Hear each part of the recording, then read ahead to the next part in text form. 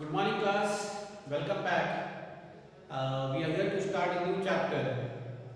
That is chapter number 5, Rise of Jainism and Buddhism.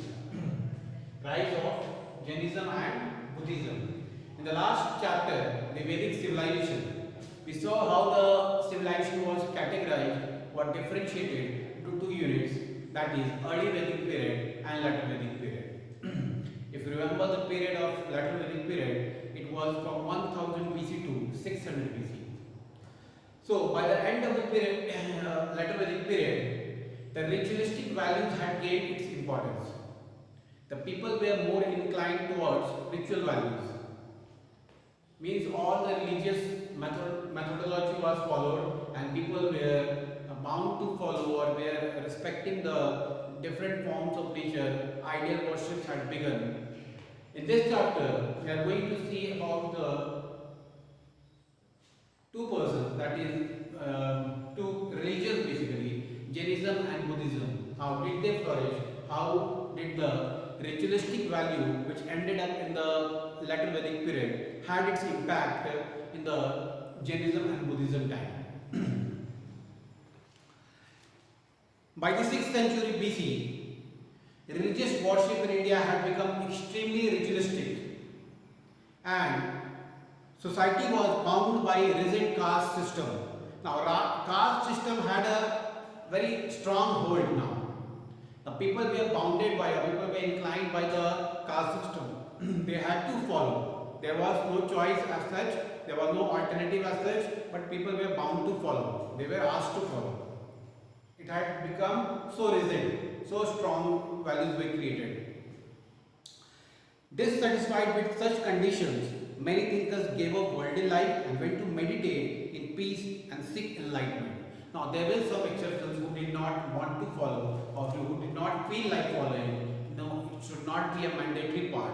So, they left the worldly comfort, they left the different values, and they went to a place where they could meditate and came out with certain sort of facts, some knowledge, and the moment they gained the enlightenment, they spread the knowledge throughout the world. Some of them came back to share their newfound knowledge and even won followers. Among such thinkers were Gautam Buddha and Vardhaman Mahavira. Their teachings gave rise to two important religions, that is Buddhism and Jainism. Buddhism and Jainism. So here we are going to see about the Buddhism and Jainism, about their concept, about their theories, what enlightenment did they get and how did they spread their message, who were their followers and what impact they had in the society and the country. Early history, Buddhism, we are going to start with Buddhism, early history. The founder of Buddhism, Gautam Siddhartha, was born at Lumbini near Kapilavastu. Kapilavastu is a place in Bihar, somewhere near Ara or Bhojpur. There is a place called Kapilavastu where he was born in the year 563 BC. Now, the exact year is unknown, it is a historical fact only. So, it is written as around 563 BC. Exact source is not known, that is why. A person when he is born, he is not great. A person is great by his dates. So when he was born, the importance was not that, but when he performed certain acts, then people started recognizing, then people valued him. So people are the person by birth is never a great, but by his dates become great. Gautam was the son of a chief of the Sakya clan. Initially, he led a life of luxury. His father, Gautam's father, was also a very rich man. He was actually a chief of the clan existed during that time. The name of the clan is Shakya clan. So he was the chief of that. So he was a very rich person only. He had all the sort of comforts and he never knew any sort of pain. What could be the sufferings of the people? What could be the pain of the people? He was not aware of it. He was married to a princess, Yashodhara, and had a son named Rahul. He was married into the very early years of his life only to a girl named Yashodhara and had a son named Rahul. According to legend, after seeing an old man, a sick man, and a dead man, Gautam realized that there is suffering in this world. Prior to this, he never had an idea what could a suffering be, what could a pain be. When he came across an old man, a sick man, and a dead man, this transformed his life. This actually changed his vision. This actually changed his philosophy. Okay, there could be a pain that exists in the society, that exists in the world. He was not aware about because he had all sort of comforts. His father never let him know what the pain could be. He never knew that a person could become an old one day. He could suffer from some pains. He could die. He was not aware about it. But this is a story only where he was going for an incarnation purpose to some place. On his way to that particular place, he saw all these different kinds of persons. A person bending down due to his old age, a person carried by four persons who was dead, and a person crying of the sufferings. So he inquired, what is all this? Why are people so unhappy over here? So after his inquiry, he came to know that these are the sufferings of the life, and this is the process of life. One day one has to become old, one day one has to die. So this way he realized, okay, there is a suffering which he was not aware, of which he was kept aloof from.